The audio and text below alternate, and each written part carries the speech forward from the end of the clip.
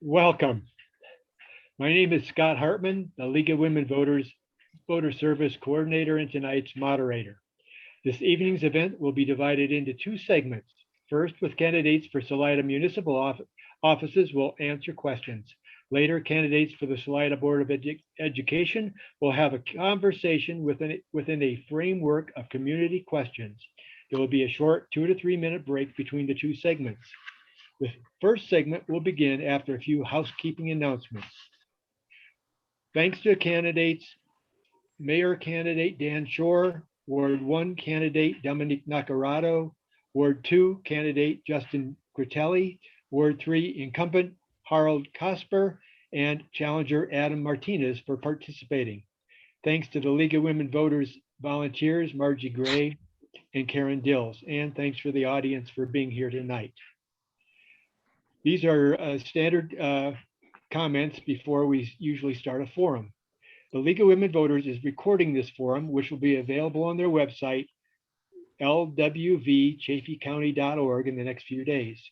The League requests that anyone who utilizes this recording in any format, please respect the League's nonpartisanship, follow the FCC rules to preserve the context or intent of what is being said, and air the recording in its entirety. Besides electing these council people and mayor on November's ballot are three statewide ballot issues. Next Monday, October 11th at noon, Margie Gray will give a presentation on those issues during the regular October meeting of the League of Women Voters of Chaffee County. Like this forum, the Zoom link and recording can be found on the website. I want to also remind folks of vote411.org. Ahead of elections this fall, the League of Women Voters of Chaffee County offers a nonpartisan election resource, vote411.org. This one-stop shop for election information provides simple, helpful tools to help Colorado voters navigate the voting process. Vote 411 provides candidate information, a voter registration tool, and other helpful election information for all voters. Vote411.org is now live. Many of these candidates that you're seeing tonight are already on there. Voters can find out more about these candidates by going to vote411.org. Hopefully this little prod will persuade the others to follow. The League is a nonpartisan organization encouraging informed and active participation of citizens in government and influencing public policy through education and advocacy. The League of Women Voters of Chaffee County does not support or oppose candidates or political parties. Names were drawn earlier to determine the candidates' order for 2-minute introductory statements. That order will be Adam, Justin, Dominique, Harold, and Dan. Closing remarks will be in the opposite order. Candidates will have 1 minute to answer questions, and the order for round one will be this: Dan, Justin, Harold, Adam, and Dominique. So we're ready for the candidates' opening statements. You have 2 minutes. We're going to start with Adam. Go ahead, Adam. Yes. Thank you for this, in essence, public forum. My name is Adam Martinez, and I'm running for Ward 3 for City Council. And in essence, me and my family have lived here for 39 years. My mom's a hairdresser, and my dad used to work at, in essence, Starpoint. And in the 39 years, in essence, Salida has changed and grown, but I think that we need to get back to civility and make sure that we have a town that is prosperous and we can grow. I think the city has done an awful lot of good, but I think that we need to work on affordable housing and not, in essence, close the streets, because that hurt the business community. I think that we need transportation. I think that we need I think we need job growth, and uh, um, and I think that we need some new city attorneys, and I think that uh, um, we could deal with education and work with the Salida business community. Thank you, Adam.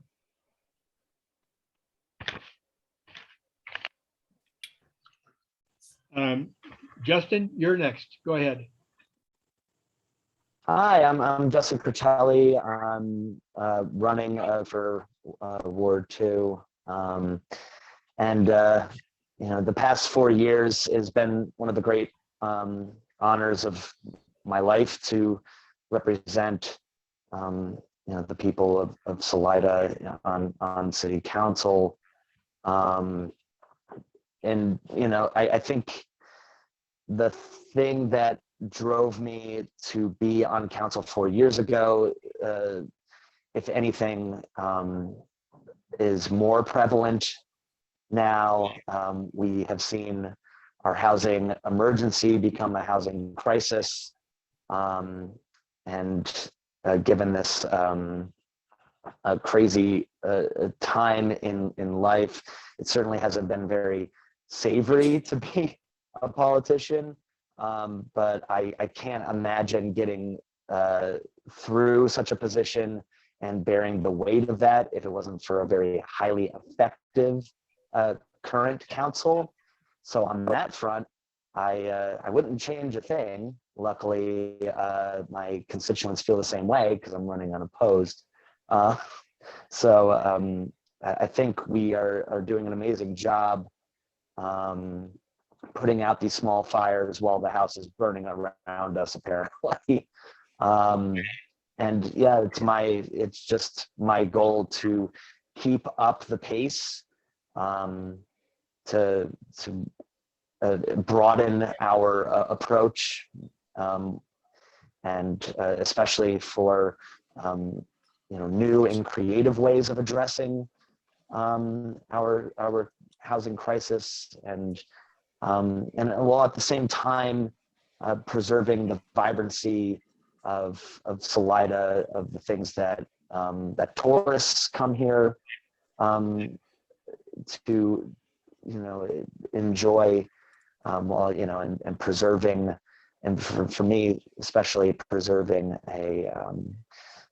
safe spaces for our teens to be, our youth to be, and for our locals to thrive. Thank you, Justin. Thank you. Oh yeah. And well, thanks for having me.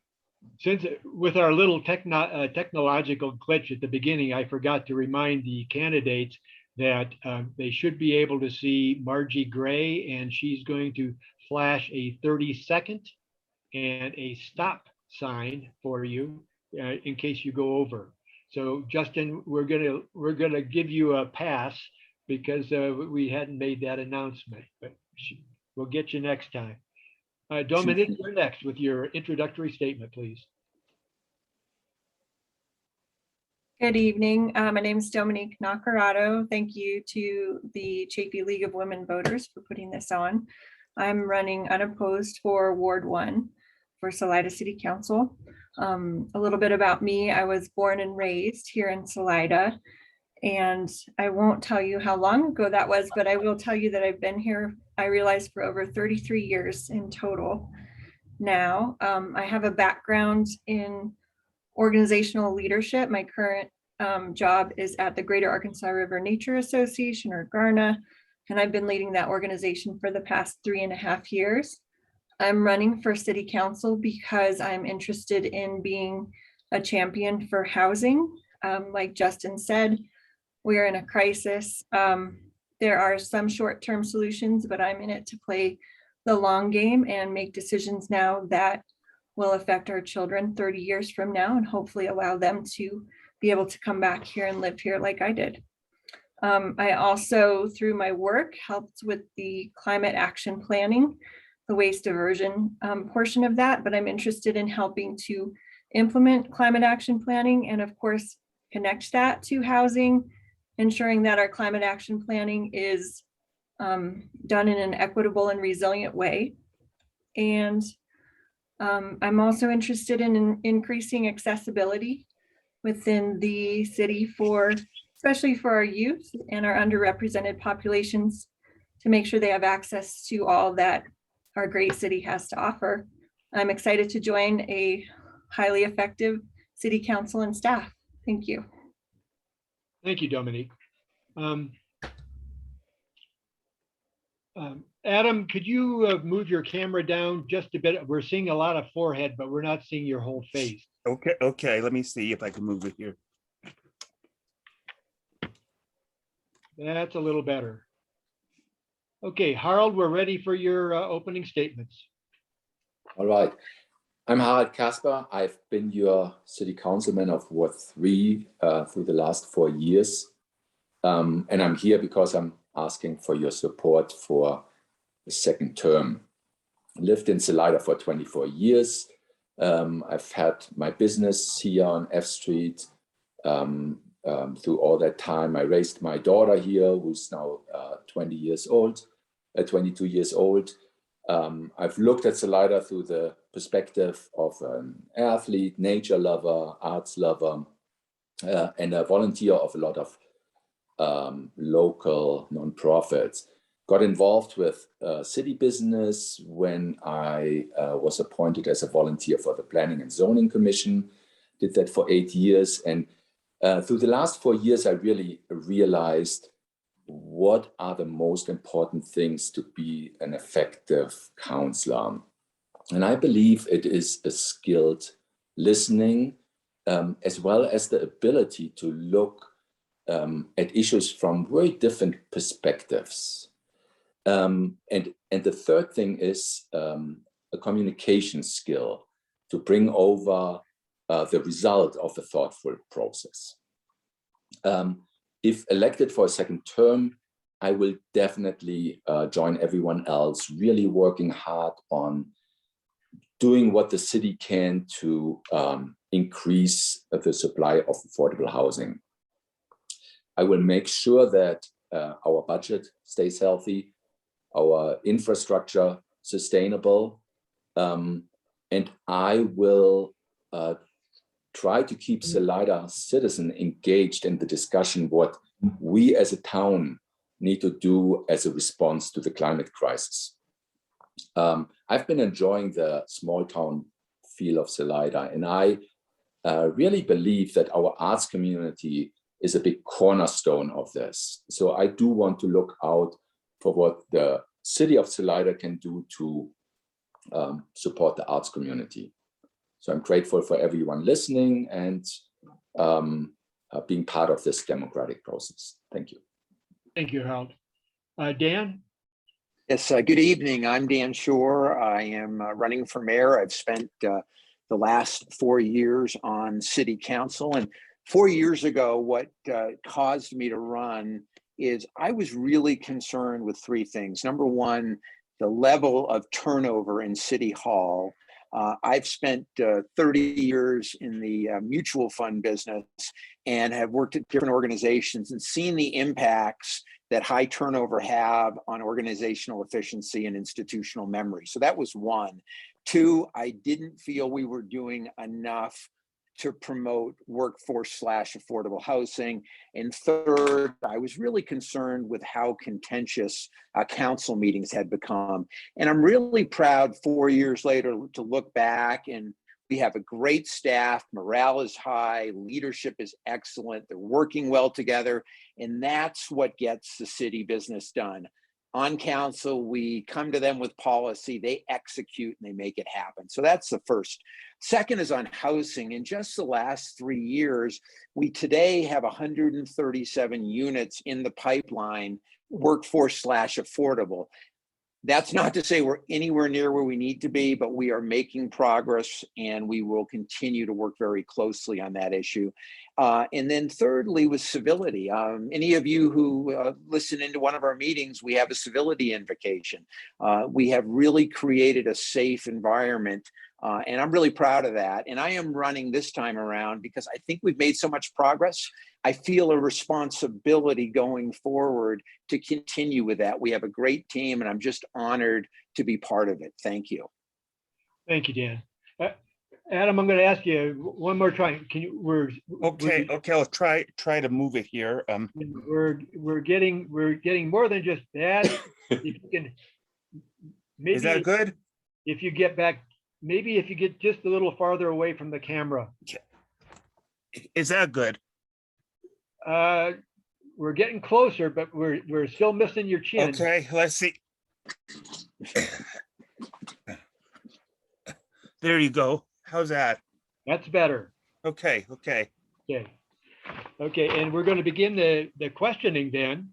The first question, and I'll be happy to, once again, the order for these questions, the first round will be Dan, Justin, Harold, Adam, and Dominique. And I'll be happy to repeat the question if you would like me to. Here is the first question. Dan, you're going to start us. What are your top priorities for the city of Salida, and how would you address them? Yeah, thank you for that. I would probably put in all three categories housing. I mean, we really are truly facing really something that's existential for many of our citizens. And I mentioned before, we have made progress, but there's a saying that laurels rested upon wilt fastest, and we just need to continue working on that. I could go through and tell you some of the things we've done, but I will say that that is going to be critical. Secondly is, and I mentioned this before, we have a great staff, and it's going to be incumbent upon us as a council to continue to support what they do, and continue to build those relationships, because at the end of the day, nothing gets done without their skill, experience, and commitment to this community. And then thirdly, I would say, back to what I said earlier, we have created a safe space within council chambers where people can come, where we can agree to disagree. And I think that's just going to be critical as we move forward to continue on that. It was better to just change my name. Thank you, Dan. Let me, unfortunately, because of our little glitch at the beginning, we weren't able to huddle up. I just wanted to remind everyone that you have 1 minute to answer these questions. Justin, you're next for that same question.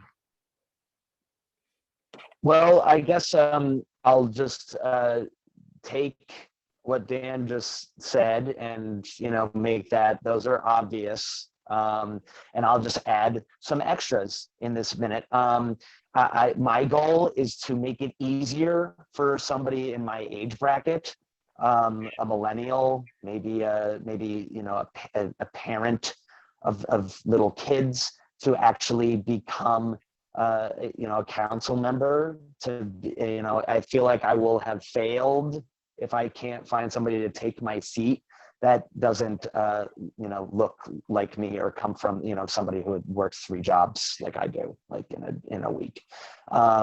So make that easier, maybe pay council members more, and by creating that safe kind of respectful environment. I think that's a way of doing that. And championing the youth voice, which will they will be our voters soon, and get them involved in the conversation currently. So yeah, thanks. Thanks, Justin. Harold, you're next. Okay, I will take the risk of being boring. I have to mention as number one, the workforce housing. And I do not want to bore you enough to say everything that we have done. I really believe that we have a huge potential in our current rewriting of the land use code. Highway 50 has a lot of opportunity to build affordable housing if we do the land use code right. I mentioned earlier sustainability. Sustainability has to do with the city being able to contain staff. If we have a budget that is healthy, we keep our options open. And communication civility is what ultimately brings the whole community into it and make sure that we do the right decisions. Thank you. Okay. Adam, same question? Yeah, yes, and I'll go a little further than this. My top priorities would be, in essence, listening to the business community, have roundtables with the business community. As far as the communication issues, I would meet with people after council meetings. They have my phone number and email, and I would also do Zoom meetings with them once a week. And in essence of affordable housing, in essence transportation, in essence education, working on this COVID thing, and in essence making Salida a better place to work, live and work. And Dan mentioned about the city morale. The city morale is great, but I think that we need city attorneys who know Salida inside and out, and could give us, in essence, proper in essence legal advice, fixing our roads and streets, working with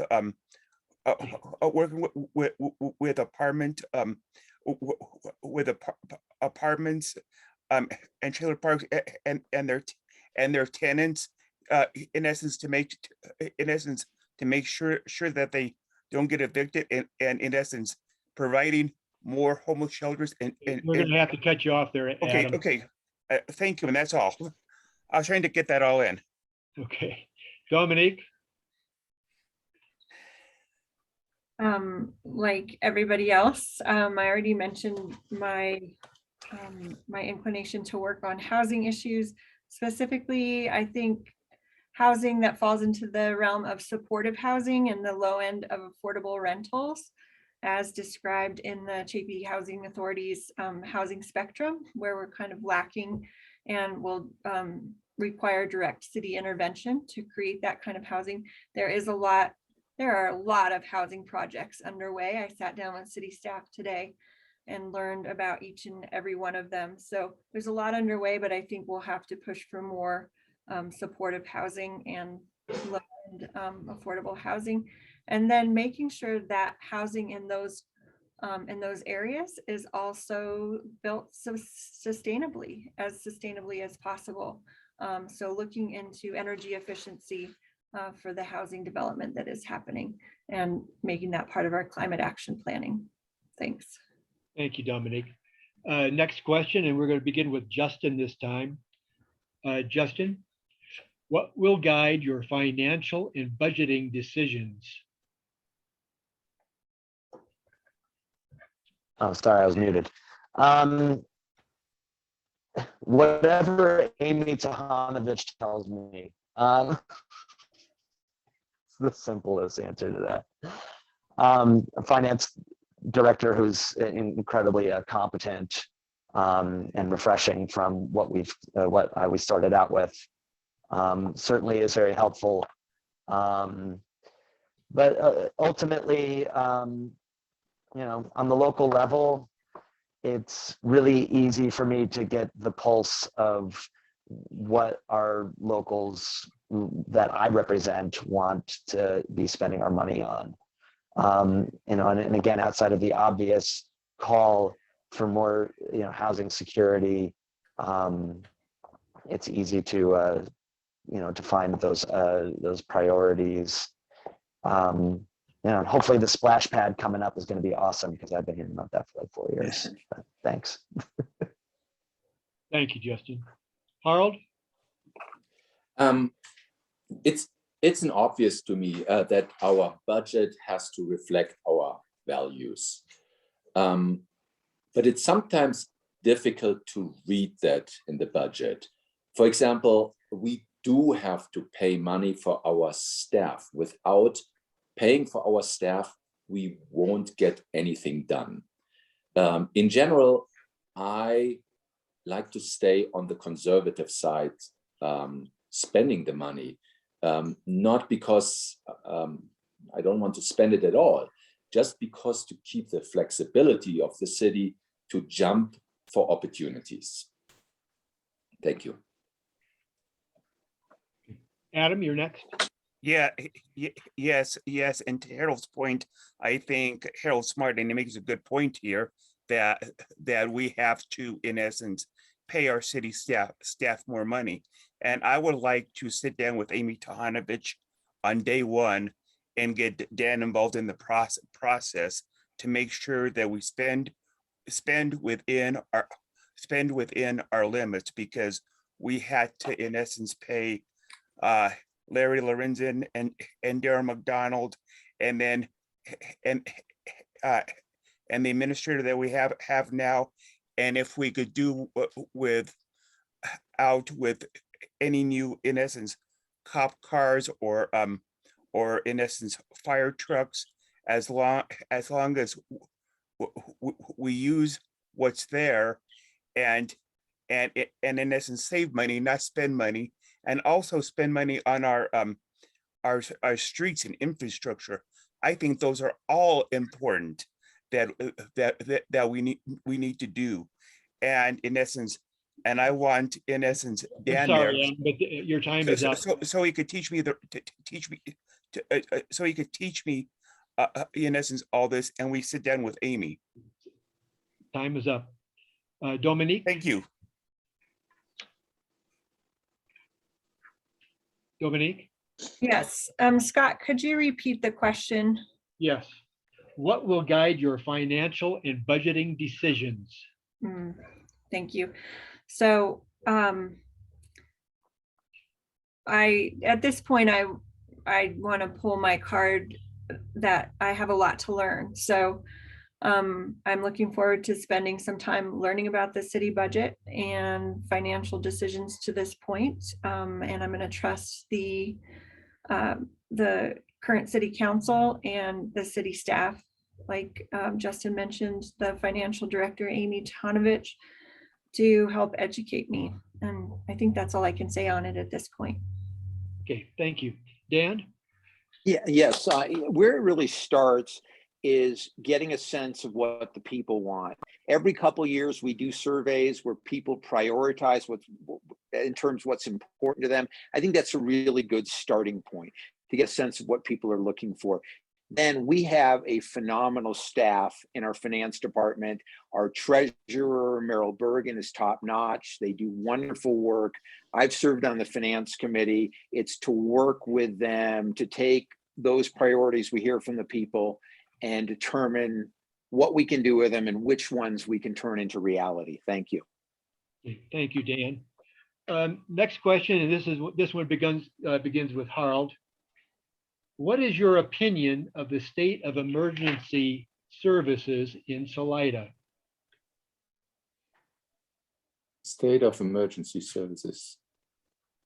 Let me repeat that. What is your opinion of the state of emergency services in Salida? I'm not sure whether I understand the question. We are talking about police and fire department. Yes.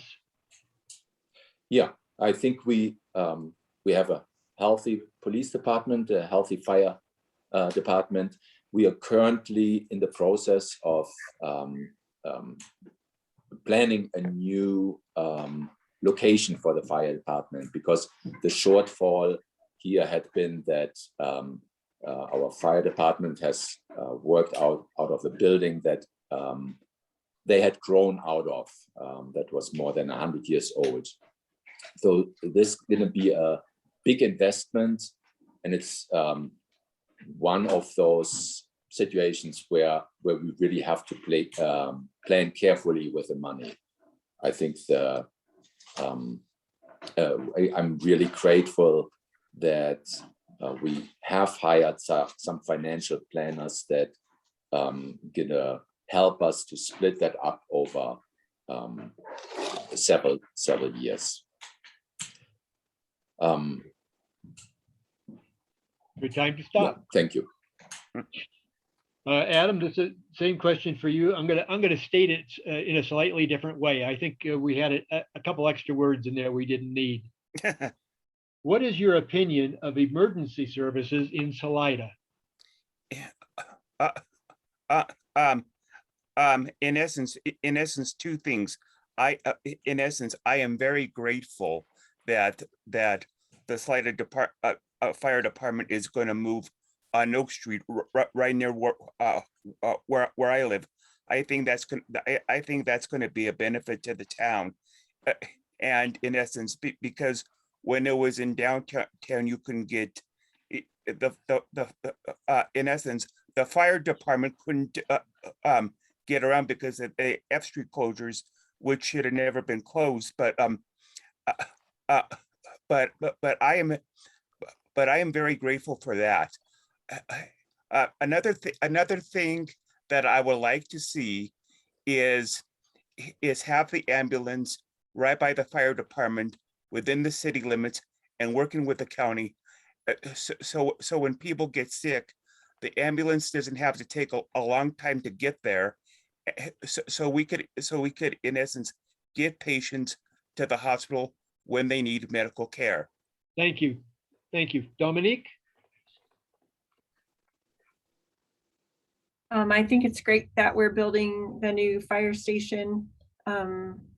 Looking forward to that and applaud the decisions that led to that. I haven't heard any complaints about the state of emergency services so far, and I'd say in the last couple of days some things have come to light that maybe we cause us all to look inward and say what can we do to improve emergency services that were involved. Our rural areas of Colorado have a long way to go as far as taking and treating mental health issues. So I think there's plenty of room to grow and see, ask ourselves how we can be better incorporating help for mental health into our emergency services. Thanks. Thanks, Dominique. Dan, same question for you. When I came into office 4 years ago, one thing that was very clear to me is how important strong first responder capabilities are to so many of our citizens.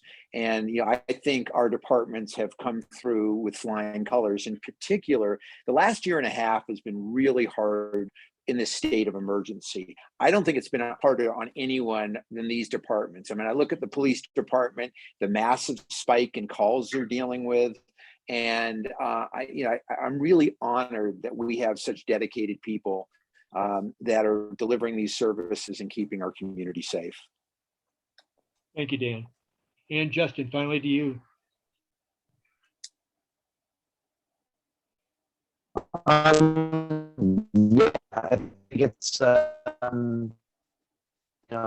it's a great first step to get our fire department into the 21st century and not into like to get them out of a lack of a facility, one that seems to be kind of like more like incredible that they were able to park all those vehicles in that building. So that's a big upgrade. Yeah, our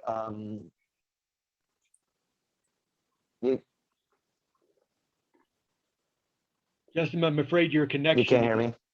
Yeah, you were quite garbled. Can you hear me now? We heard a little in the middle. Margie, Hello. You want to try it again? Margie, start the clock again, please. Okay. Am I still talking? You're Can fine. you hear me? If it goes haywire, I'm going to stop you again and we'll move on.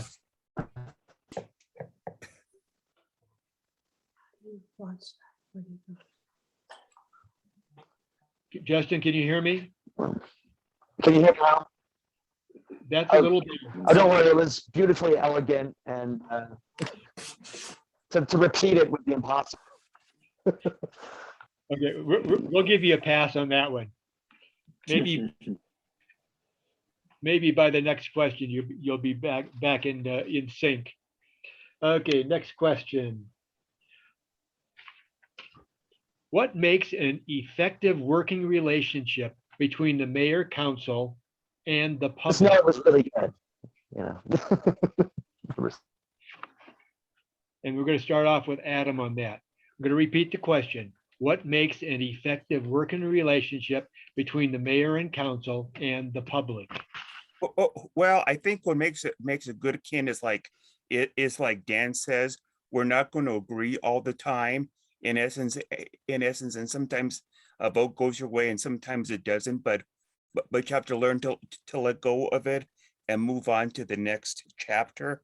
And I think in essence, if Dan and I can work every day, and in essence, and find common ground, and with the rest of the city council, in essence, it'll be more effective to us, and we got to get in essence better communicate with the public, and listen more and open the lines of communication, because if we keep them closed, in essence nothing is going to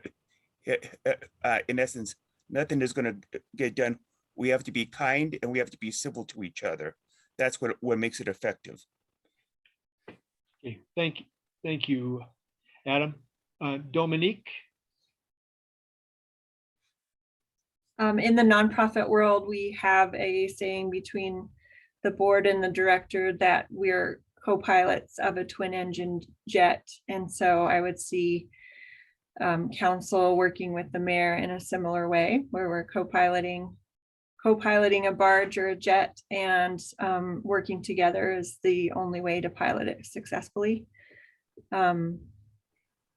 I do really appreciate the current council and the invocation at the when you speak with the current council, what you've said is repeated back to you in an empathetic way, and that is just so welcoming and makes it really easy to speak to council. Council members as well have been incredibly available by phone and otherwise, and so I would look forward to doing the same. And I think that makes an effective council working together with the community. Thanks. Okay, thank you, Dominique. Dan? Well, I am really grateful that Dominique's going to be one of my new co-pilots. What I would say is what it comes down to is building trust in relationships, because we are going to be on opposite sides of decisions from time to time, and an effective council learns to put that behind them and move on to the next issue. And it's hard to do unless you can build relationships and trust. In terms of with the public, I would just say that reflective listening piece, and credit Council Member Casper for that. It's a great way to validate people, for them to feel heard. We've also done a lot with newsletters, creating a much more transparent website, much more user-friendly. All those things are designed to create an environment that the public has access to the information they're looking for. Thank you. Thank you, Dan. Justin, same question. Can you hear me now? It's a little better. Oh, okay. Well, I'll just add that we also make ourselves readily available. This council has been at the farmers market every Saturday. I've gone to like a dozen. So talk about making ourselves completely available any Saturday morning or afternoon. You can just stop by the old tent and tell us what's on your mind. That's certainly another aspect of just bringing another avenue of communication. So, thank you. Okay, and Harold. Yeah, I will just go back to my intro. Effective relationship depends in really high skills of listening, in the ability to look through very different perspectives, and then also the skill to be able to communicate and put into words what that thought process has created. Thank you. Okay, we're going to have one more question and then we'll go to closing statements. And that question is, and this is starting off with Dominique this time, why should voters elect or re-elect you to serve? I would love for voters to vote for me because I am in the habit of taking a systems level view. So I like to look at all the pieces and parts of the system. And I think that's important for being in a leadership position for our city. I understand organizational leadership and the decision-making that comes with that. And I'm Salida's biggest fan. I love this city, and so I'm willing to work really hard for it. Thanks. Thanks. Dan? Yeah, I would say it comes down to, I think continuity is so important. I think we've gotten a lot done. There's a lot more that we need to do. And it starts with having great relationships with staff. They're the ones that execute on every possible policy initiative. The other thing I would mention, I have always been accessible. I've always been willing to have the hard conversation, to listen, to validate, and my commitment going forward is to continue to offer that. Thank you. Okay. Thank you. Justin?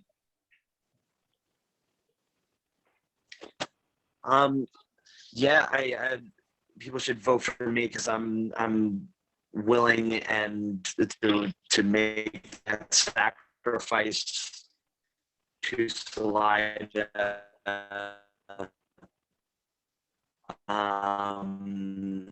to be a part of its betterment, the juggling all the other aspects of life. And I'm not winding down, I'm ramping up in that aspect of life with kids and jobs. And I still make the time to dedicate to Salida because I love it and because it's done so much for me. I'm returning that favor, and and again, one of my great honors, and I thank for the opportunity to be able to do that. Thank you. Thank you, Justin. Harold? I hope that voters gonna vote for me. Just looking back at the last 4 years, looking at how passionate I've brought forward issues that were brought to me from citizens. Hopefully they've seen what kind of a team player I've been. I certainly had a significant role in bringing the principle of civility and respectful communication into council, and ultimately everything else hangs on that. And my profession as a physical therapist totally depends on my listening skills. Without that, I wouldn't be a good physical therapist, and I wouldn't be a good counselor. Thank you. Thank you. Adam, finally with you. Yeah, yes, people should elect me because I am on the advisory committee. I was a candidate for the school board, and I've worked in a lot of companies. In essence, I know what leadership's about, and I think that in essence, over the last couple of years, in essence, the current council has not listened to the public and have done stuff without their consent. And I think the F Street, in essence, closures hurt the business community. We're going through a tough time with affordable housing, and we need to get this Salida economy back on track. We need to work with the apartment owners and the trailer park owners, and we need to work on, in essence, transportation, and we need to work on infrastructure. We need to continue to work with the county, in essence, on COVID. In essence, my mom is a business owner, and in essence, and I've been proud to call Salida home, and so is my family. Thank you. Thank you. Now we're going to do our 1-minute closing statements, beginning with Dan Shore. I mentioned earlier that I'm really proud of what we've accomplished in the last 4 years. But with that pride comes a real sense of responsibility. Moving forward, this community faces lots of challenges, housing obviously being first and foremost. And I believe we have the people and the infrastructure in place to continue to really meaningfully address that issue going forward. I talked earlier about the importance of institutional memory and having organizational efficiency. And I believe that going forward with council members who have served over the last 4 years and delivered is going to be a very effective way for Salida to continue to work towards its goals. Thank you. Thank you, Dan. Harold, final words? I believe that the real role of us as a council is to bring forward what citizens bring to us, screen that, and then communicate it to our fellow council and help staff to put the tools to work. So I believe this is the real role that we have, and I'm really passionate to play that role. Thank you, Harold. Dominique? Thanks. I'm really looking forward to learning. I'm a lifelong learner, and so my approach is one of curiosity, to understand the whole system and to learn from the existing effective council and staff. I am also looking forward to learning from our community. So I've got my Facebook page is live now, my city council Facebook page. So please contact me through that. My phone number is there as well. I'm looking forward to hearing from the community and making sure the community has access to me as a council member. And I'm willing to accept the responsibility of making tough decisions. So thank you for the opportunity. Thank you, Dominique. Justin, final words? Yeah, I'll just say the same, again, the same reasons why I got onto council 4 years ago somehow still ring true now more than ever.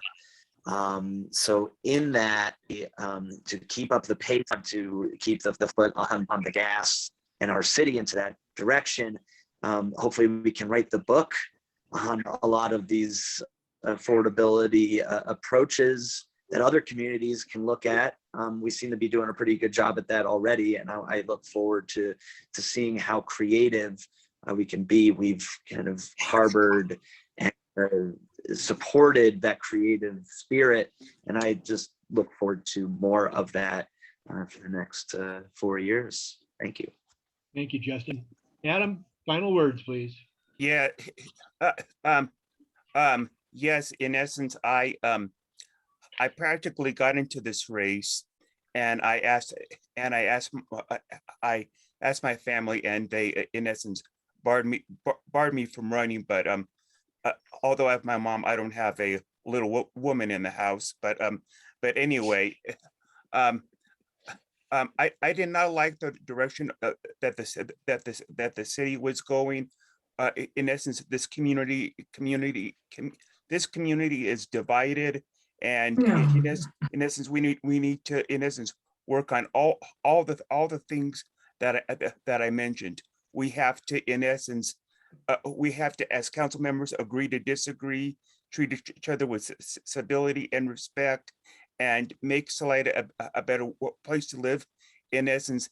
And in essence, and I believe leadership works at all levels, and in essence, and and I'll put my contact information on Facebook. And in essence, I really want to lead you for the next 4 years because in essence, I will work for everyone, not just the majority. Thank you, Adam. Time is up. Thank you for your patience, candidates and those who have tuned in. Karen, can you pause the recording for a few minutes while we flip over to the school board? Yeah. Yes. This recording will be Recording.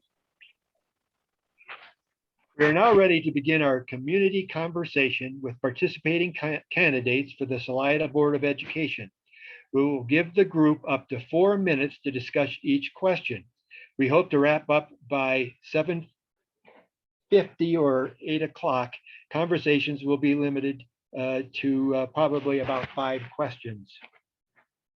Participating this evening are District 1 candidate Carrie Coscarella Maddox, District 2 candidate Jody Breckenridge Pettit, District 3 candidate Mandy Pascal, District 4 candidate Joseph Smith, and District at-Large candidate Jeannie Peters. You can see them on the screen now. District 2 candidate Abby Jefferson is unable to participate due to a scheduling conflict. District 3 and District 4 candidates Jennifer Adamson and Catherine Rich indicated they would only participate if the event was in person. Each participating candidate will get up to 2 minutes for an introductory statement. And that order is going to be Jeannie, Jody, Carrie, Mandy, and Joe. And I think we're ready to go ahead and do that. So Jeannie, you want to start us off, please? Thanks, Scott. Thanks for having this. I'm Jeannie Peters, and I've been on the board for 4 years now, and I'm running again for member-at-large position. My background is I was a pediatric physical therapist, and as that profession, I wore many, many hats. I never knew when I was going to walk into a young baby's home what I was going to find. I would sometimes be my professional medical self. Sometimes I'd be a babysitter. Sometimes I'd be a counselor or a crisis interventionist, an advocate for the family. So that career, plus a lot of time traveling overseas, taught me that I think the 2 things that are needed most in this world is to know we all are in this together, and that kindness and resilience can help us a great deal in our careers and our lives and living together on this planet. Thank you, Jeannie. Jody? Hey, my name is Jody, and per Scott's guidance, I want to talk about these 3 things. For my goals, safety, whether that's COVID or active shooter or bullying, I want to prioritize safety. Secondly, I want to prioritize in-person instruction. That's best for students, that it provides stability for the teachers, and it's best for our economy. And then one thing that I'm on is the collective bargaining team. We start in the summer and we end in February. What are the strengths of the school district? Our number 1 strength is our teachers, and the second strength I think I want to highlight is our Colorado Mountain College. Where do we need improvement? We have great interagency cooperation with DHS, Full Circle Restorative Justice, Public Health, Baba's Christmas. Where we need to improve it is with cooperation and communication with our police force. Thanks. Thank you, Jody. Carrie?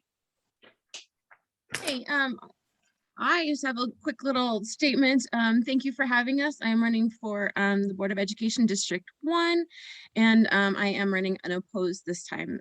Just a little background, I'm a longtime resident of Salida and Chaffee County. My grandmother and father were both raised in the area.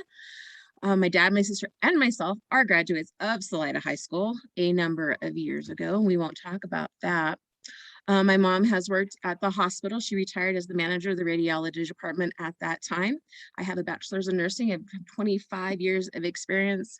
That is travel nursing in the emergency room from the Northeast to the West Coast. I was a nurse during the 9/11 incident, and that was, believe me, it was very stressful at those times, and we learned a lot from that. I have been married for 15 years. My anniversary was yesterday. Woo! We have 3 sons, Rias and Fletcher. They are twins. They're 12 years old. Jarek is 10. They currently go to Crest Academy. My husband owns a successful business in the area. It's Mountain Air. I love to learn. I love to continue to learn. I go out and I share myself. Oh, stop. Sorry. I wasn't looking. Thank you, Marjorie. You're okay. Joe? Go ahead, Joe.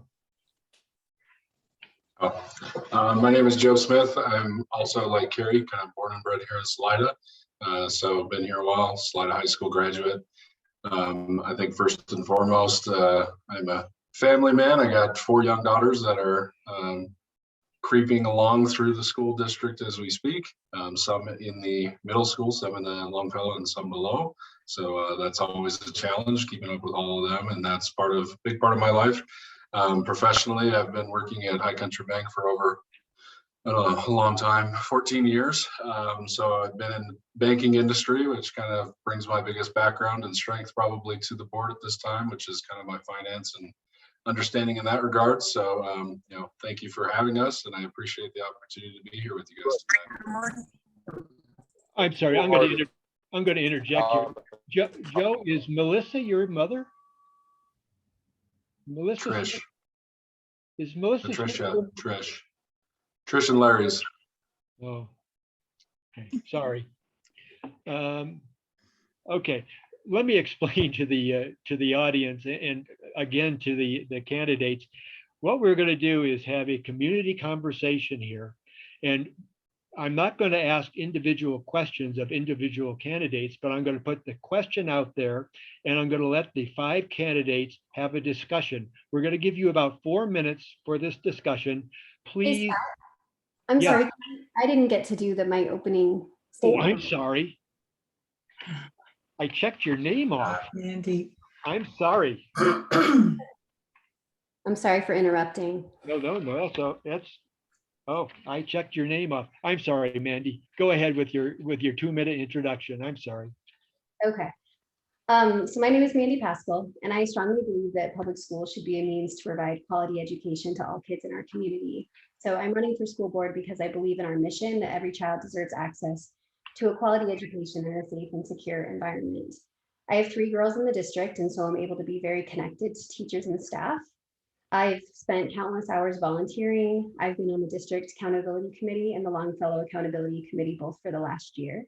Through this involvement, I've been able to learn a lot about the strengths of our district, our current priorities, and our upcoming challenges. I am a pediatric nurse and pediatric nurse practitioner, so have extensive experience working with kids. My priorities include in-person instruction, safety and security, mental health supports, improving our social emotional learning programs, which I'm really glad that we have a focus on that, and also prioritizing community engagement by making sure that we have transparency and communication and community members feel like their voices are heard. Also, I think navigating growth is going to be a huge priority moving forward. Thank you, Mandy, and my apologies again. Oh, that's okay. Once again, we're going to have this community conversation. I will give a question. I'm going to give the 5 candidates about 4 minutes to discuss this. Please, not one candidate monopolize, and try to give everybody the chance to get their 2 cents in. Okay, are we all set? And actually, we're going to start off, just to start with, I am going to have one person start off the discussion. And Jody, you're going to start the first one. First question is, what do you see as the school district's strength? Where can the district improve? Excellent question. Our number one strength is our teachers. I'm on the collective bargaining team, And we're working as hard as we can to get the best contract we can to help retain those awesome teachers. Secondly, bringing CMC into our community is a wonderful strength. As I said before, we have great interagency cooperation and communication to support our students, teachers, and families, public health, full circle restorative justice, even Baba's Christmas. I want to see improvement in cooperation and communication and the human relationships with the Salida School District and the Salida Police Force and the Chaffee County Sheriff's Office. Somebody else want to jump in? I'll Yeah, I go would- next. Oh, Go ahead. go ahead. No, go ahead, Jeannie. Okay. I agree with the things that Jody has stated. I think that we have a phenomenal staff. And I'm just not talking teachers, I'm talking admin down to our paraprofessionals and the people who serve our kids healthy food, transport them on the bus. Over the last 2 years, we've seen them all step up in ways through the pandemic that are amazing. They've showed innovation and creation, and through that all, a constant willingness to do the best by our kids possible. I think that along with what Jody's saying, I think one of the things we need to work on as a district and in our inter-community collaborations is communication. We're all human, and I feel that throughout our lifetimes, communication is something we need to practice over and over and over again. So that's an area I'd like to head in. I'm extremely concerned about growth, and I'm even more concerned about how we maintain our staff with the very limited state funding that is going to be coming to us. So those are all huge challenges for us in the years to come. Okay, Joe, how about you? Yeah, I can echo all the things that were said before me. I also think that, we have a good board and we've had some good board continuity. We all have different perspectives. We all are not afraid to share those perspectives, and we respect one another. And, we understand that the decision may not be what I want it to be, but this is a board decision, and we go on and support it as a board in the community. So I think that's one piece that's kind of been missing from before of our strengths. And I think there's other strengths and some of the visionary things and the CMC aspects and some of the things of just, trying to make sure that we are prepared to continue to grow in our growing community and continue to meet the needs of our students and our community. The businesses pay the burden of the taxes, so we have to continue to meet their needs for a workforce and things of that nature. I think we're all facing some of the similar issues, housing, whether it be for existing or new workforce, retaining those employees, being able to pay them enough. All of those things are all challenges that we're going to have to continue to work towards, and it's not going to be easy. So, Mandy? I would say that I definitely agree with everything everyone else had mentioned, and that's things that I've heard from teachers and parents and community members a lot over the last year. And the other big thing I would throw in there is mental health services for our teachers and our students. So I think right now, especially teachers are very stressed and need to feel a lot more supported. So I think that's important to focus on. Okay, Margie, we're gonna go a little over here. Carrie? Okay, I can make it fairly quick. Obviously, working on the board, these are the things that we are committed to doing and looking at. I think our students and staff, the parents, our caring community is what really drives our strengths, what we can do best for the future and thrive in that, connecting and communicating with everyone to thrive and not just survive, life, like to be happy. And our collaboration with CMC, Solvist, and the other agencies is great. Again, we can work and improve on all of that. And I know we are working with Solvista currently to help with the mental health because that's a huge priority. And I'm so glad that it's able to come back into sight. The weaknesses, there's a couple that I want to point out is improved communication between the students and the parents. as in the school district, kind of let them know what's happening a little bit more about events, activities, education. And we've had some run-ins, a little trouble with transitioning from youth sports into like Salida middle school sports and Salida high school sports. There's a lot of miscommunication in there. I think we can do a better job with the athletic directors and putting out better and more formative information. So obviously everything else is important, but those are just two that popped into my head that were a little bit different. Okay, great. Thank you. Next question, Jeannie, we're going to start with you on this question. What makes an effective working relationship between the board and the administration? I think there's many factors that allow that important critical relationship to develop. I think we need honesty, we need trust, we need time to develop that relationship.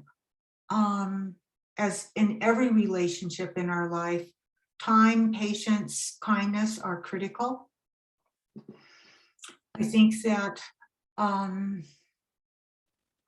one of the things that moves that relationship forward is establishing common grounds. And I think that in our relationship with our administration and with the rest of the district, I believe every person on this board and every person here tonight, their key thing is to provide kids with the best education we can give them. And to provide that in a safe, nurturing environment. And I believe we're all dedicated to that goal. And that in itself bridges any kind of divides, miscommunications, whatever. Having that single goal is critical. Okay, Mandy, how about you? Yeah, I would say a lot of those same things. I mean, I think communication and transparency are the two biggest things that come to my mind. Just making sure that everybody knows what's going on. And then we do have shared values that the community helped to establish a while ago. So I think always focusing on making sure that our decision-making is looking back in alignment with our values. So if the board and admin are both able to see that things are in alignment with values, then potentially some of those things can be worked out as long as we're communicating. I think also building a strong culture, like trying to actively work on building a strong culture where people value each other and respect each other. Okay, Joe? Yeah, I think trust, transparency, and then open communications are a key aspect. I also think the understanding of roles and responsibilities. Administration also has to trust and have good communication back and forth from us, and we have to make sure that we are not kind of getting in we're board members, we're not admin. So we have to kind of understand where our place is in these conversations and decision-making levels. So that's a key aspect, I think, for me. And then, to credit all of the admin, they will make as much time as we need to understand what they are doing. When you get on the board, there's a lot of things you want to start to accomplish, and then there's a lot of things that you have to learn. And admin is amazing at educating us of what exactly we need to be doing as board members and supporting kind of the mission of the district. So, Carrie, you want to jump in there? Yes. So I think working on a board, you come in, you work as a nonpartisan, you don't have agendas, you go and you work through what the needs of the students and the staff or different aspects really are what we need, as in the budget or and listening to when they bring these pieces to you, you're able to compile that. And then respect each other is huge. Listening, we talked about transparency. But what I want to say is we lift and support each other up. We may not always agree with each other, but we like each other and we can move on and move past. If we have a disagreement or they voted wrong way, we can move past that and still be effective. Administration is the same way. They talk to us, we listen to them. They help us work through problems if we need to. Okay. Thank you. We're going to go over again, Margie, sorry. Jody, you want to finish up this one? Absolutely. I want to add one, and it's a bit interesting, and I think it's healthy to have a bit of tension between the school board and the administration, the professionals. And I will give you an example is COVID, mask mandate. When do we put a mask mandate? When do we have to do remote, for example? And there needs to be a back and forth about why do you believe this? Why do I believe that? And then we come to a consensus and we carry on. And that tension can still be there in a really healthy way. Okay, thank you. Next question, we're going to start with Carrie this time. Should recognizing truth in the media or media literacy be part of the curriculum? Oh, that's kind of loaded. You know, I've always learned that you cannot take information from one side. You do have to go out and seek it. If you only focus in one group, if it's a partisan group, if it's a medical group, if it's a school function, you have to go outside the norm and look at other options, not just one particular vein of media, to really kind of get to the idea of know what's going on. I do not believe everything I read, absolutely not. If we did, I think we would be fools. There is truth in it. There's also untruths or exaggerated words, meanings in that. So that's what I try to help with my kids. I said, you can have an opinion. You need to respect other people's opinions. And it may be biased, it may be leading, but you need to sit back and look for the truth in the writing. And if you find it, that's great. If you look outside, you can compare it and put it together, then you are a well-rounded person. And that is helpful when you look at other people and be able to respect other cultures as well. Jeannie? Let's see, I think it was 2 years ago when I was at the Colorado Association of School Board Conferences, I chose to go to a breakout session on this specific topic, Scott. I found it, I think it supported many of my views, and it made me realize that I do think this is something critical that needs to be started at a very early age. This capacity in a student to think critically, to examine all the information they can get and come to their own conclusions.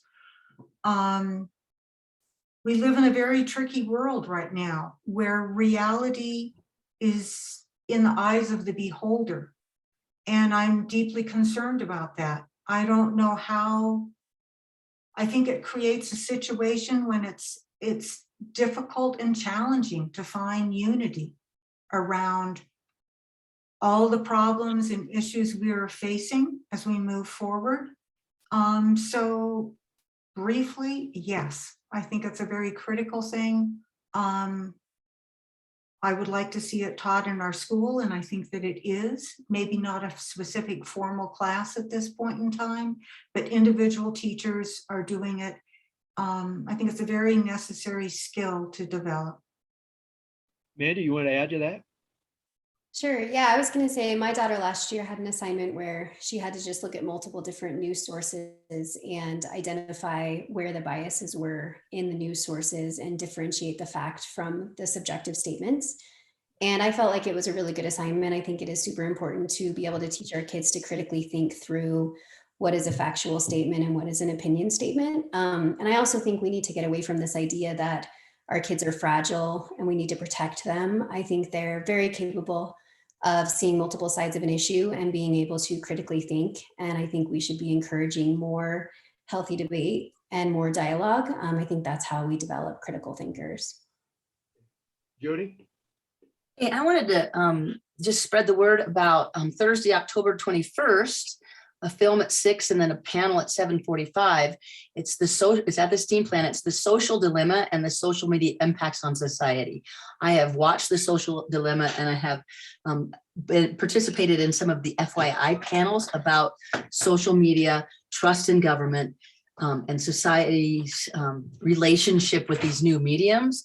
And they're super helpful. So consider that. If you need more information, I'd happy to talk about it. Okay, thanks. Joe? Yeah, I think it was kind of touched on already, but I think the most important aspect of what we're trying to teach kids and develop with kids is their critical thinking, their social and emotional skills to be able to cope and to be able to have mechanisms to be able to decipher fact from fiction. So, I think critical thinking, is the key aspect of being able to decipher what is right and what is wrong. So. Okay, great. When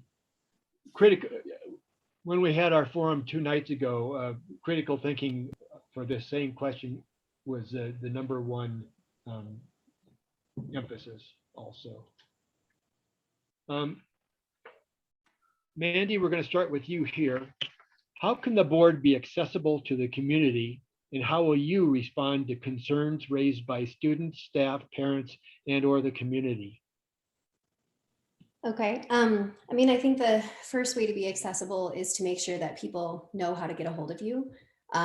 So I think it's good to have email addresses posted and then even have an opportunity for board members to say what is the best way to contact them, phone, email, whatever they prefer. I also have a Facebook page right now for campaigning, and I'm wondering if maybe as a board we can come up with ways where those of us that have made Facebook pages can continue those, and people can have a forum for us posting information and them giving us questions and feedback. So I think the biggest thing is that making sure people know how to get a hold of me. Can you repeat what the second part of the question was? Yes. And how will you respond to concerns raised by students, staff, parents, and/or the community? I mean, I think the biggest thing is just letting people know that I've heard them. So I know there's going to be times when I don't always agree with the people that are presenting concerns to me, but I think the most important thing is letting them know that I heard them and that I understand their concerns. Okay. Joe, how about you? Yeah, I think as a district, we've taken some steps to try to help some of that accessibility to board members. We hired an informations officer and communications officer this past year to be able to help disseminate some of the communications and information and kind of have that flow of information to and from. And then again, I think it's just all of us are regular community members living our lives as well. And the board work is kind of, call it a hobby, if you will. Not the greatest hobby, but whatever. And so I think it's just continuing to be open and willing to meet with people and not having any issues of meeting with people just to hear them out. And kind of the second part of the question, I think the biggest thing is that we as school board members need to do is we need to listen to all of our constituents, and we need to provide them, there's some times where it's like, okay, I understand what you're saying, but let's put you on the appropriate path of communication so that this is either dealt with from a administration, principal level, whatever that may be, or let's get through the path and process appropriately. So once it gets to the board level, we can have meaningful board level discussions and decisions based around those types of questions or concerns. Okay, Jeannie. Yes, Jeannie. Thanks, Scott. I think, as Mandy stated, I think everybody wants to be heard. And I think that's a critical role of a board member, is to be able to listen. And I mean, listen deeply, to set aside your own perspectives, to be present with that person and to hear their concerns or their ideas or their hopes or wishes. Something I would like to see is, because I don't have kids in the district, I'm really missing hearing voices from students. I get a little bit of that here and there, but I'd like to see some formal mechanism where students can become before the board on a regular basis, and we have input from them. We are working for them, and I want their input. What else would I say? We are representatives of the community. We are a link between the community and the school district. So I think this is a vital thing that we need to continue to work on, to find better ways to keep those channels of communication open. Okay, great. Jody? I think Jody's frozen. Well, I think Carrie, oh, there she Oh, is. wait, there she's back. She's back. Okay, one of the most important things for me is to answer every question that is asked of me, whether it's an email or a phone call. I picked up the phone a lot today, and I listened to people who were very frustrated with the choices that. No. You're a better board member. I'm sorry, Jody, you froze up there just prior to. Okay, the most important thing for me to do is pick up the phone and say, hey, I got your email. Explain it to me more. I want to listen to you. I did that all day today. Okay. Okay, Carrie? One of the things that I believe that I learned over this past year is that we can be able to communicate better. We can reach out. Like if we have a group of people that are having more concerns, we can reach out to that group of people. I love Jeannie's idea with the students coming together. We do that at some form with the district accountability. I mean, we can get more student council aware of into the buildings and in our offices or the boardroom to talk about that. I've had people call me, I've had people email me, I've had people walk up to me at my kids' sporting events. I just tell them, if you have somebody, you know somebody, have them reach out. If I can't solve their problem, I'll put them to that person that they can connect with, because what they want to hear is those people like David or Talmadge or the Marco Han, you know, the AD, they want to hear, not from me, they want to hear directly. They don't want to have that hearsay. So talk to them directly. That it's really beneficial. And then to follow up, did you call them? Did they talk to you? Are you satisfied with that? I have done that this past year and found that it's satisfying for me, it's satisfying for them, because they understand that I am really listening to them. And I think that's pretty, I mean, just being able and open and saying, hey, it's on the website, you can go, this is our website, it's, you know, it's right there, reach out to me and I will follow up with you. And we can't always say everything at a board meeting that we might want to say, but we do talk and we do, we'll present, you know, what we hear, and we will take that internally and then try to figure out ways to fix that or make it better, improve it. Yeah. Great. We're going to go with one more question, and then we're going to start with Joe on this question. Then after that, we'll do a 1-minute closing statements from each of you and call it a night. Next question, Joe. What priorities would you have for the school district if elected? Being unopposed when you're elected, re-elected. So, you know, every year we go through district priorities, kind of put it on a plate of various things. The plate model, COVID can definitely impact what things are prioritized and what we can accomplish in a given year. So outside of COVID response and trying to maintain in-person learning, you know, we could all refer back to that. I think we passed that the past 2 months. Everything that we do is kind of financial stability, board vision, future planning, things of those nature.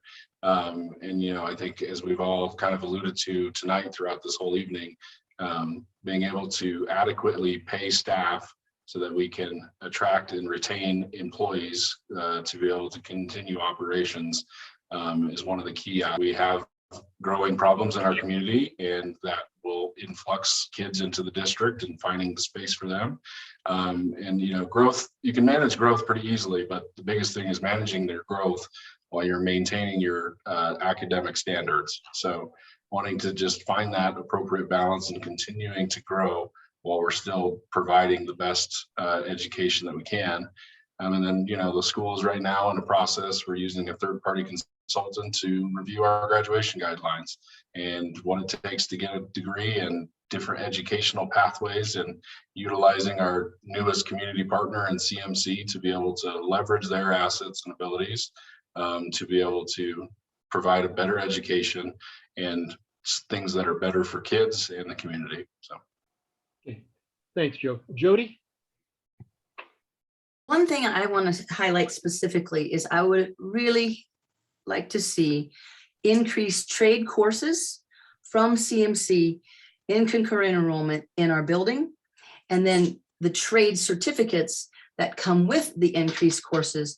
So the pipe dream is a student can graduate with a high school diploma and a welding job or a CNA certificate or solar installation, for example. That's the one I want to contribute today. Okay, great. Mandy? I mean, I was writing down what they were saying so that I didn't repeat things that were already said. But yeah, obviously prioritizing right now in-person instruction. And then I think it's awesome that our district is outperforming the state. But I think we would definitely like to see more kids performing at grade level in core subjects. So I think it's great to celebrate our successes while also recognizing that we have a lot of work to do to get all kids on grade level.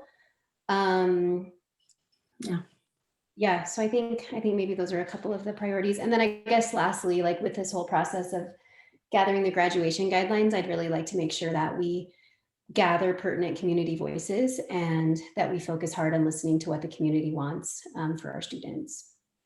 Okay, thank you, Mandy. Carrie?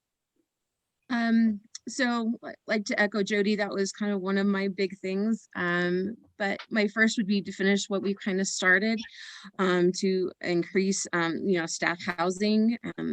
Secondly, mental health for our students and our staff. We need to increase retention and morale, and maybe doing that with the mental health. We can do that. And then lastly, I had more trade opportunities for students and some other avenues or pathways that they can have for success other than for your universities or colleges. As we saw, their dropout rates for 4 years were pretty dismal, and we can do better.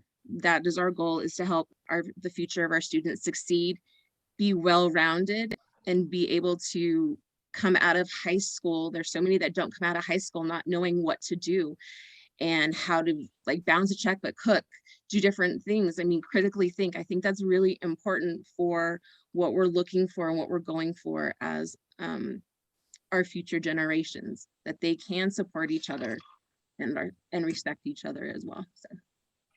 And we'll finish up with you, Jeannie. Okay, thank you. I completely agree with all my fellow participants have stated.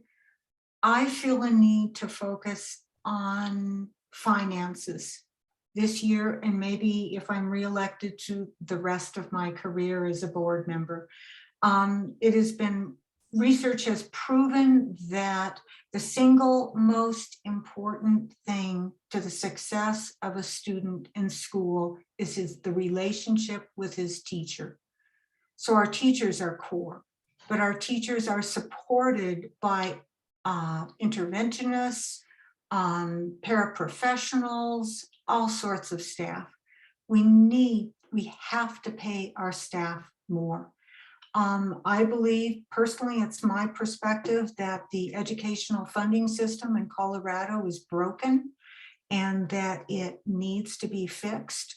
Funding at the local level is not the answer. I think we're doing the best we can. I think we're doing the best we can with the money we receive, but I think there need to be changes legislatively that allow the strong economic status of Colorado, more of that money to filter down to educating our students. And to do that, I think we all need to start paying attention to what the legislative people are doing, and we need to reach out and make our voices heard, because that's where this problem is going to be solved. It's not going to be solved at the local level. Thank you. And now we're done with questions, and we're going to have everyone go through and give a 1-minute closing statement, wrap up, and we're going to start with Joe. All right. 4 years ago when I got on the board, actually don't even think we were talking about CMC yet. We were kind of navigating some early childhood challenges and Spartan Heights out there. And You know, there's a lot to learn, and you kind of drinking from a fire hose 4 years in. I think I still am, dealing with various different challenges. And you know, I think the biggest thing that I think that I can continue to bring to the table for the district and the community is some stability on the board. You know, leadership. I'm currently president. I hope to maintain that if I'm reelected to the board. And then again, the financial background and understanding. As Jeannie pointed out, finances are one of the biggest things that we get to deal with, and we really have control over.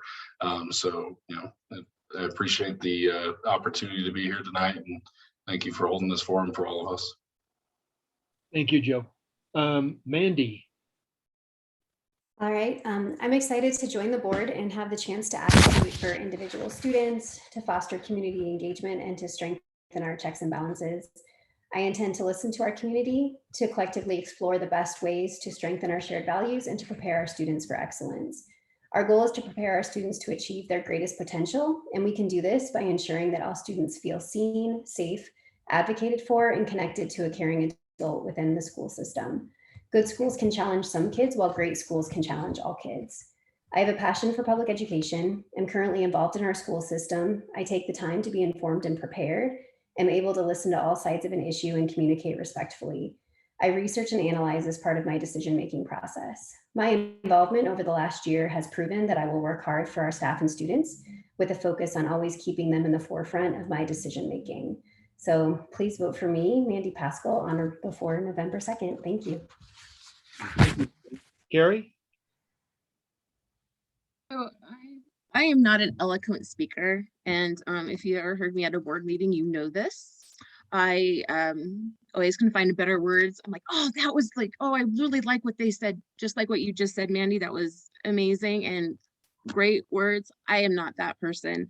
What I bring is passion. What I bring is Italianness. I am there. I am going to be speaking, and I do get loud. Just ask the current board.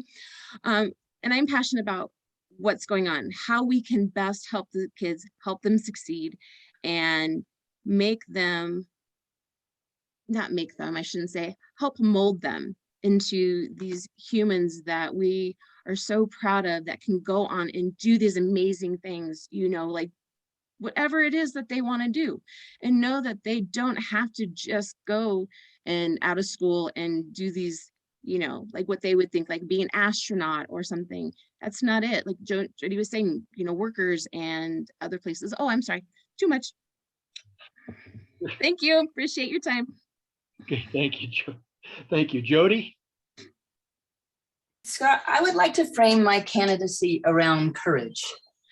I had the courage to step up during a vacancy at the first peak of COVID.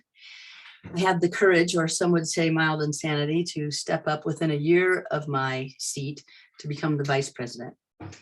I think it takes a lot of courage to come to forums like these, and I am attending this. I'll be tomorrow morning with Mandy at the Small Business Alliance, and every opportunity I can to be in front of people and let them know exactly who I am and where I stand. That takes courage. And then it takes courage to disagree with your superintendent. It takes courage to vote against your peers. And I do that not too infrequently. And finally, it takes courage to pick up the phone and talk to a parent who is scared or hot about a decision or a situation and say, how are you feeling? How can we do better? I have the courage to do it, and I hope that I get to continue to do so. Thank you. Okay, well, Jeannie, we'll finish up with you, please. Okay, thank you. These 4 years on the board have been a time of innumerable challenges. I've learned a great deal. I obviously have decided to try and seek this position again. It means a great deal to me personally. It is a part of my becoming who I am supposed to be in this world. And that said, I think I want to say that,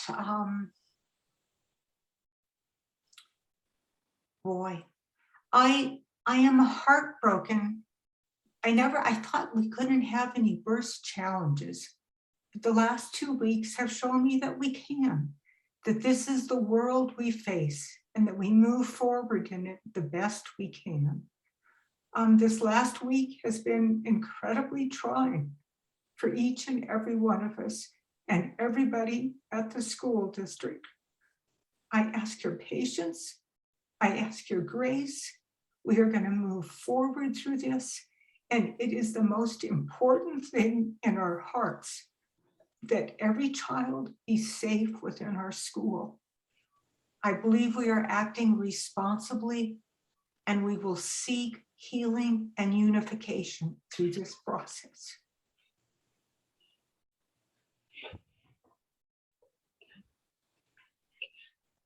Thank you. You. Let me compose myself.